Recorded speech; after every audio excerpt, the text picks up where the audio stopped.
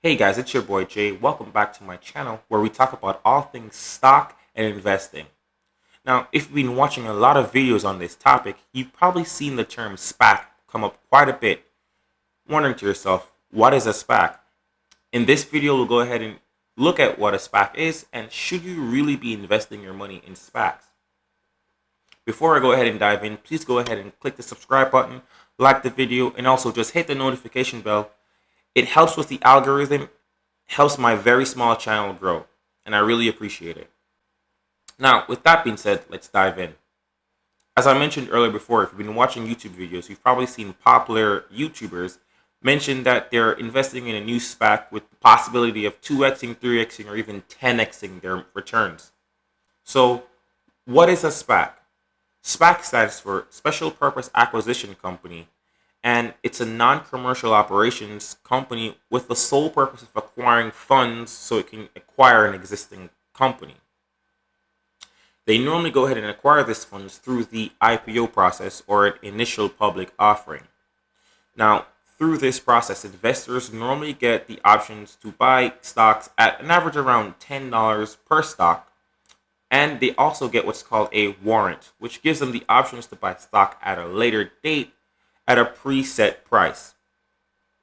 Now, the money gathered from the IPO process is put into a trust, and sponsors or the managers of SPAC normally have around an average of 2 years to acquire another company, or the fund is liquidated and given back to the investors.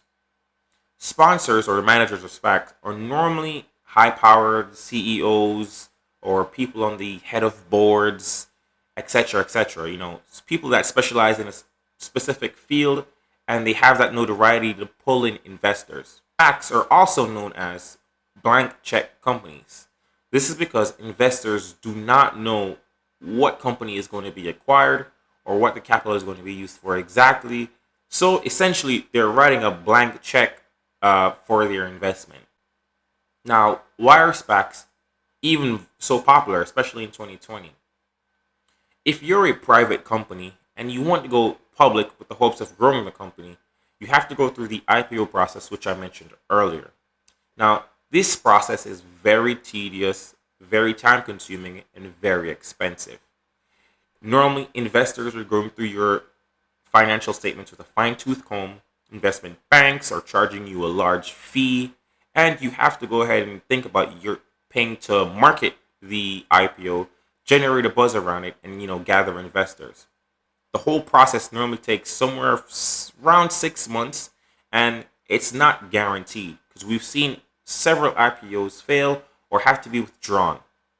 So a SPAC, however, because it's a non-commercial entity, it normally circumvents this whole process. It's a lot cheaper and a lot faster for them. So if you're a private company and a SPAC approaches you to acquire a company, it might be in your best interest to go ahead and go through that whole process. Now, that's where I start to have issues with SPACs because they don't go through that rigid process of becoming an IPO. The company that they acquire, may not be the best company. Also, another issue I have with SPACs is the sponsor normally gets a 20% acquisition fee, or it's called a promote, when they get the company. Where I start to have an issue is because if you remember, they normally have a deadline of around 2 years to acquire a company.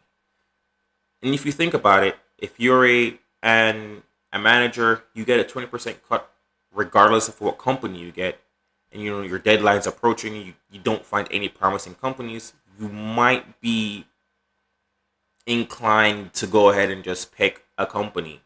Now, there is a somewhat of a safeguard because investors do get to vote on the final approval of whatever is brought to them.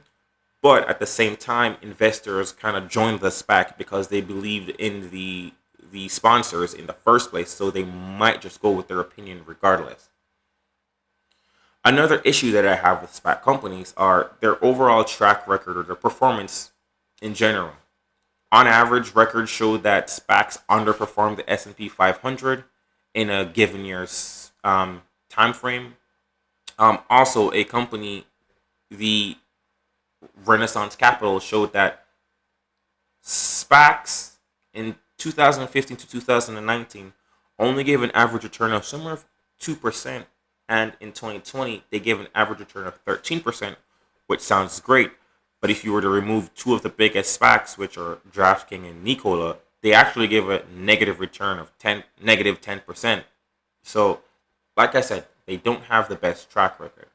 However, I'm not a financial advisor. I'm not giving you financial advice, but I would tell you to be wary of whatever SPAC you are joining in. Make sure you do your due diligence. Like I said, you can definitely profit, because if you did join DraftKings, Nikola, or any of those other big SPACs that took off in 2020, you're swimming in profit. However, there's a lot more SPACs that didn't do as well. So, like I said, take everything with a grain of salt, be careful, and do your own research and your due diligence. With all that being said, if you guys stuck around to the end of the video, I really appreciate it. Go ahead and like, comment, share, subscribe. I appreciate it. Let me know if there's anything you want me to go over. And until next time, I'll catch you guys later. Peace.